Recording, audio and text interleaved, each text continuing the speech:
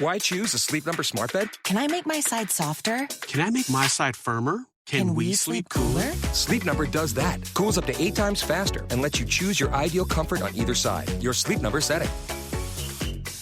And now save 50% on the new Sleep Number Limited Edition smart bed. Limited time. Exclusively at a Sleep Number store near you. Learn more at sleepnumber.com.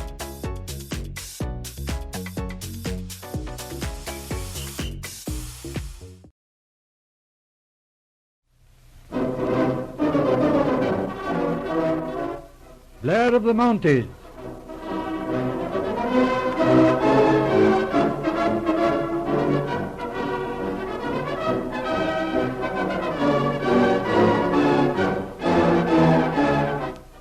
We present episode 32 in the dramatic series Blair of the Mounties. Although the character names in the following story are entirely fictional, the story itself is largely founded on historical fact, a story of long-delayed justice. Officially, it is one of the few cases in which Inspector Blair failed to bring the author of a crime to justice. And yet, strangely enough, a case in which the final outcome brought him no regret. We present to you the disappearance of Alexander Pressman.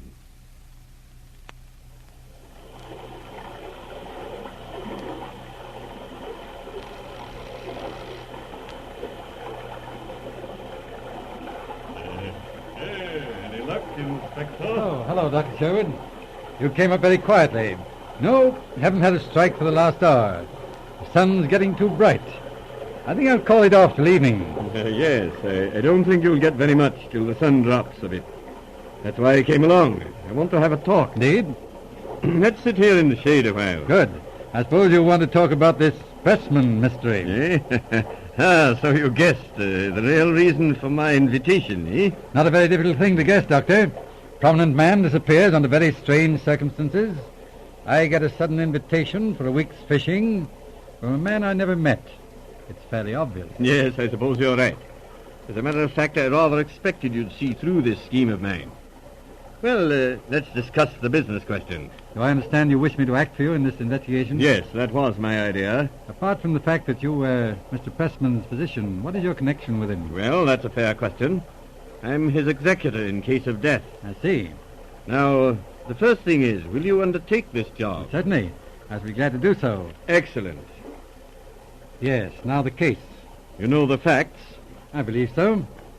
Mr. Pressman was a wealthy man, rather eccentric. He lived in fear of an attack on his life, I understand. Yes, that is correct. Yes. He disappeared suddenly in broad daylight 3 weeks ago. Since then, not the slightest trace of him has been found by the police. Roughly speaking, that's all I know, Doctor. You have the main facts, but of course there are important details known to me. No doubt. Now a question or two, Doctor. What do you know of Mr. Pressman's early life? He started life as a poor boy in New York. From there he went west. Made money up in the Klondike. Now that's interesting. All right, go on, Doctor. From there, he went to California. Made a lot of money. His reputation was not a good one. But he was very successful. 5 years ago, he retired and came to England. All right, now these threats against his life. Know anything about them? Latterly, yes. Pressman was, or if he's still alive, I should say is, a very peculiar type. I don't think he had a real friend in the world. There was a strain of cruelty in his nature. I believe he delighted in other people's misery. Nice sort of chap. Yes. As regards his fear of enemies, he received a number of threatening letters. They started after his wife's death and arrived regularly every month. The local police have the letters. Anything special about them? They are composed of words clipped from newspapers. The strangest thing about them was that they all mentioned June 21st, the date of his marriage, and also the exact date of his disappearance. That's queer. Now, the details of this disappearance. It was about 3 o'clock in the afternoon. Pressman had a suite of rooms overlooking the park on the second floor of his house. The room has large French windows which open onto a stone balcony. How large is the balcony? Runs the full width of these private apartments. It's the only place Pressman ventured out to take exercise. Anybody with him at the time of his disappearance? Not precisely. There was a man on guard in the passage outside the door of his suite, and another out on the balcony with Pressman. He was pretty well guarded. Yes. The disappearance was rather dramatic. Pressman had gone out onto the balcony. He was chatting with his personal guard when the alarm bell rang inside the private apartments. The guard rushed into the apartments and found nothing there. When he got back to the terrace, Pressman had disappeared. That's the whole story, Inspector Blair. And not a trace of him since that moment, you say? Not the slightest. Ah, very pretty case, Doctor. Now, how about looking over the house? I can arrange that whenever you wish. Sooner the better. How about this afternoon? Certainly. I'll telephone to Lang, Mr. Pressman's private secretary. He'd be glad to show you around. Good. You'll come along, of course. Well, if you think it necessary. I'd much prefer it, Dr. Sherman. Very well, then. Suppose we run over to my house for lunch. And I'll drive you out to Stony Haven afterwards. That do? Excellent. Come along, then. Oh, yes. Oh, there's Lang now. Good afternoon, gentlemen. Lang, I want you to meet my friend, Inspector Blair. How are you, Lang? How do you do, Inspector? What's this, a professional visit? You mean, am I employed to inquire into the disappearance of Mr. Pressman? Well, since you put it so plainly, yes. That's what I meant. No, I'm just a detective on vacation. Interested, of course, in such an unusual disappearance. It certainly was unusual. Want to look around? Yes, if you don't mind. I suppose that's the balcony yonder that you spoke of, Doctor. Yes, that's it. No way to get to it except through the private room? None whatever. It's a 30-foot drop. And there were people working in the grounds, gardeners and so on. I see. Can I have a look at that, at those rooms? Well, sure thing. Right this way. Thanks. This way, Inspector. You see the window leads directly out to the terrace. I see. How about this alarm that went off just before the disappearance? Was that accounted for? Well, no. It was quite a puzzle. The rooms are wired. The alarm went off a couple of times before by accident. But the puzzle is, why did it sound just at that particular time? It was checked, of course. Yes, the police checked it over. Nothing wrong with it. Just went off, that's all. And within a minute of that alarm sounding, Mr. Pressman was gone. Within a few seconds, I should say. Simmons, the man on guard, hardly waited a moment inside, make sure that there was nothing wrong. Then he rushed back, and the chief had disappeared. Ah. There are 3 dimensions here, of course. A man would have to go somewhere, either down over the balcony, out through the rooms, or up on the roof. And all 3 equally impossible. 2 of them, yes.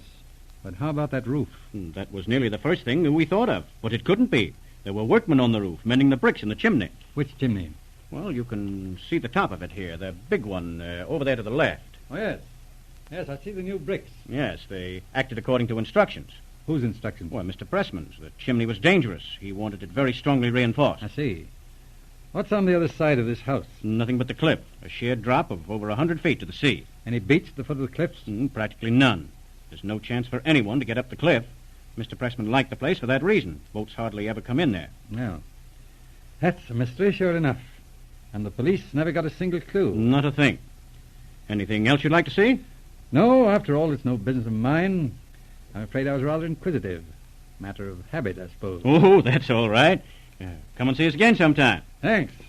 Well, Doctor, let's get along. All right. Goodbye, Lang. Glad to have met you. Goodbye, Inspector. Goodbye, Lang. Goodbye. Goodbye.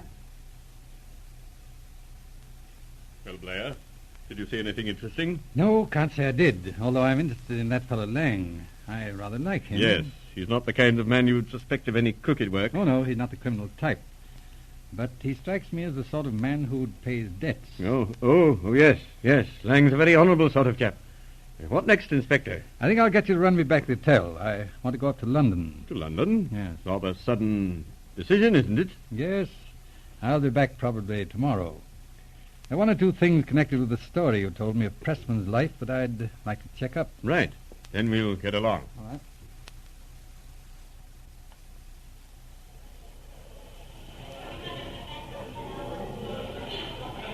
Inspector Blair?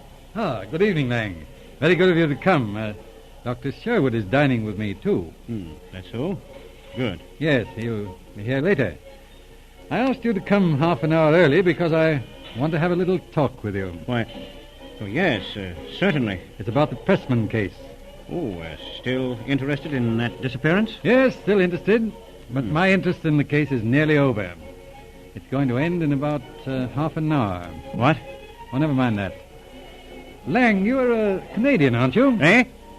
Well, yes. Well, strictly speaking, I am. Although I was brought up in the States. I thought so. You were born in Dawson City in 1900. Why, Well, what of it? Nothing. I remember the day well. A bitter cold day in spring. The ice just starting to move in the Yukon River. You? You were there? Yes, I was there. I knew your father well. He was a good friend of mine. But his name wasn't Lang. See here, Inspector. I don't know what you're after, but... Better sit still, Lang. I mean you no harm. This is a public place. You'd better listen to what I have to say. All right. Your father had a partner named Pressman. He had a bad name in Dawson. I'll say he had. Your father was killed in a slide on the old Cinderella claims. They never found his body. Pressman was blamed, but there was no evidence against him. None that would hold in court. That's right. But he was guilty just the same. Yes, I think so, too. You do? I don't understand. What is it you want? Not what you think. But I'd just like to tell you an interesting theory. Well, go ahead. This man Pressman double-crossed every partner he ever had. 3 men in particular, your father and 2 others. Each of these men had a son. These 3 boys were close friends. There was you, John Leeson, and Clyde Musgrove. That's right. What held these 3 together was a sort of a pact that they formed in childhood. That someday they'd pay the family debt to Pressman. That's a guess, isn't it? Well, call it a guess. Leeson is a contracting engineer. Musgrove is an architect. Both of these men were in London just before the Pressman disappearance. And you were down here, isn't that so? So far, it's all quite true. Good. Now let's come to the day of Pressman's disappearance. There are 2 workmen on the roof. Pretty good workmen, too. One an engineer, the other an architect. Pressman was particular. Wanted good men on those repairs. That's what you got for him. You can't prove that. No, it's just a guess. The alarm went off in Pressman's room. That was easy. The guard rushed inside, and a noose dropped over Pressman's head from above. Oh, what's the use of going any further, Inspector? Hold on now, young fellow. Don't be impatient. I'm just in the middle of my theory. Pressman was jerked up over the roof in a matter of seconds. There was a block and tackle rigged on the chimney. They swung him out over the other side and dropped him over the cliff. What do you expect me to say? Nothing. I'm anxious over one little point, though. What's that? You see, for a perfect crime, the body has to be disposed of properly. Now, if it was picked up later and dropped into deep water with weights attached, I should feel that it was a perfect job and that our friend Pressman would never be found. Don't worry. Good. One likes to be sure of these little matters. Well, here's our friend Dr. Sherwood. Hello, Blair. Hello, Doctor. Hope I'm not late. No, you're just in time. And by the way, Doctor, Lang and I have been going over the details of the disappearance. I've come to a definite conclusion. And that is? That Mr. Pressman will never be found. Well, glad to have your opinion, Inspector. You have listened to another episode in Blair of the Mounties.